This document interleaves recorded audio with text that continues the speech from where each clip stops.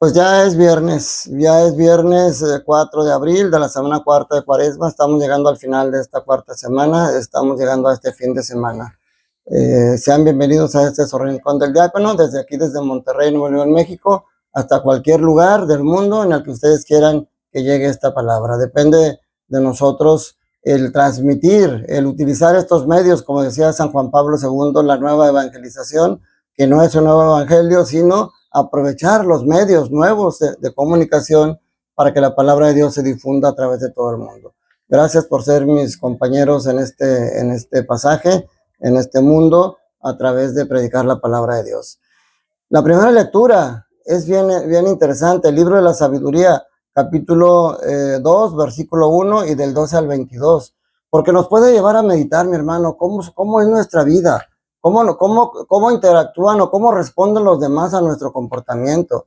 Por ejemplo, si tú trabajas en el gobierno, que lamentablemente en el gobierno hay mucha corrupción, no nada más aquí en México, en todo el mundo, yo creo, se presta mucho para la corrupción. Si tú estás en un medio corrupto y tú te mantienes firme a tus principios, si tú te mantienes firme y no aceptas mordidas y no aceptas sobornos y no haces tranza, y estás en un ambiente en los que todos los demás hacen fraudes, aceptan sobornos, aceptan mordidas, hacen tranzas, pues tu misma actitud va a ser un reproche para ellos.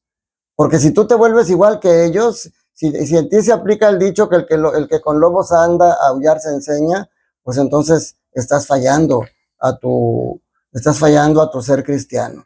Fíjate, dice la primera lectura, dice: los malvados dijeron entre sí, discurriendo equivocadamente: tendamos una trampa al justo, porque nos molesta y se opone a lo que hacemos. Nos echa en cara nuestras violaciones a la ley.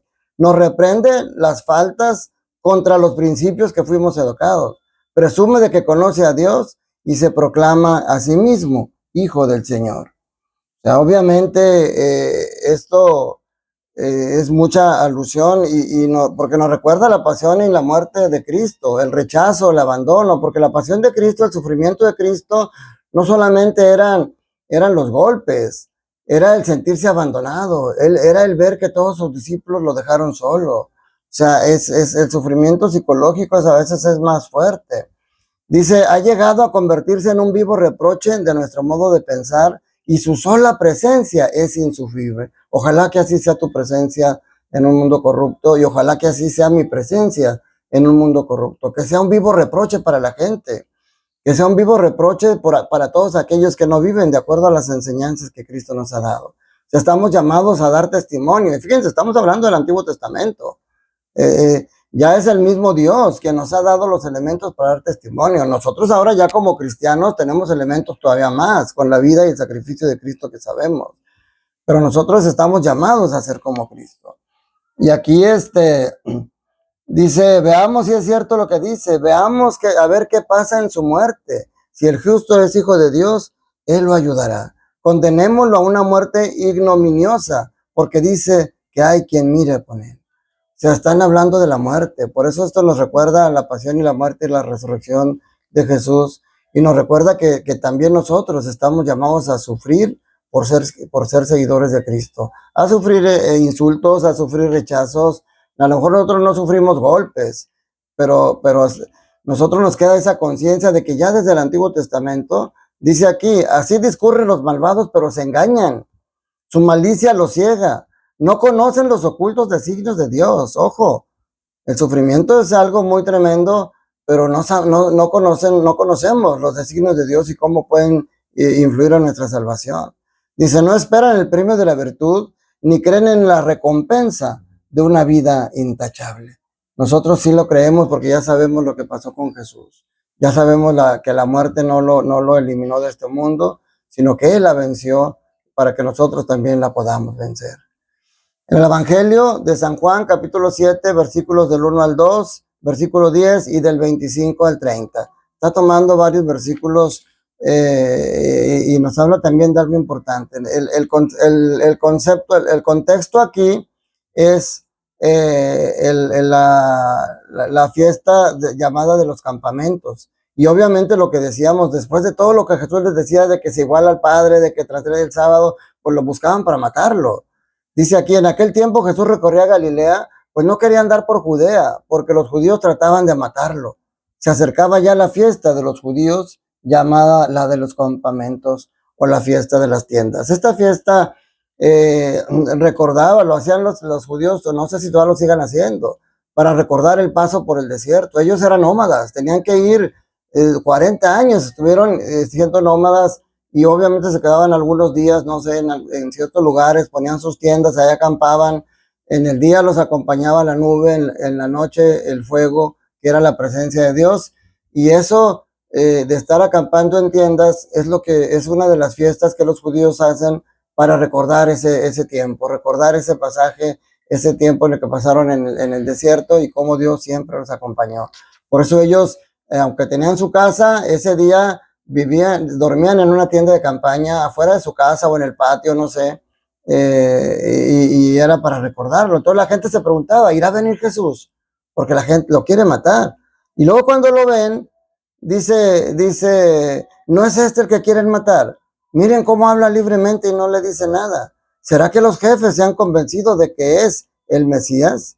O sea, ellos mismos ya estaban contemplando esa posibilidad y sin embargo hay un gran obstáculo, un gran problema para poder aceptarlo como el Mesías. ¿Y saben cuál era ese problema? Qué tontería. El problema, el obstáculo es que sabían de dónde venía Jesús. Por eso no podían aceptarlo como el Mesías. Dice, pero nosotros sabemos de dónde viene este. En cambio, cuando llegue el Mesías, nadie sabrá de dónde viene. Y Jesús les reprocha. Jesús les dice, con que me conocen a mí y saben de dónde vengo, pues bien, yo no vengo por mi cuenta, sino enviado por el que es veraz. Y a él ustedes no lo conocen, pero yo sí lo conozco, porque procedo de él y él me ha enviado. Y dice, trataron entonces de capturarlo, pero nadie le pudo echar mano porque todavía no había llegado su hora. Nosotros sí sabemos cuándo llegó su hora, nosotros sí sabemos de dónde venía, nosotros sí sabemos entendemos ahora todo lo que dice el Antiguo Testamento, porque Jesús es el cumplimiento de todo el Antiguo Testamento. Pero ahora nosotros tenemos que dar testimonio, como lo hemos estado diciendo, con nuestra vida. Tenemos que dar testimonio, no dar la vida, porque gracias a Dios y esperemos que no llegue otra vez. Aquí en México hubo la época de los cristeros, donde las misas se tenían que hacer a escondidas, donde mataban a los sacerdotes, donde salieron muchos santos mártires, como San José Sánchez del Río, ese niño al que le arrancaron toda la planta de los pies y lo hicieron caminar con la carne viva y lo hicieron caminar hasta el sepulcro, y solamente bastaba que él renegara de Dios para poder salvar su vida. Y estaba enfrente de su madre, pero él le había dicho a su mamá, esta es la mejor manera de llegar al cielo. Y entonces este pequeño San José Sánchez del Río, en lugar de renegar de Dios, grita, viva Cristo Rey, y lo matan. Nosotros no sufrimos eso.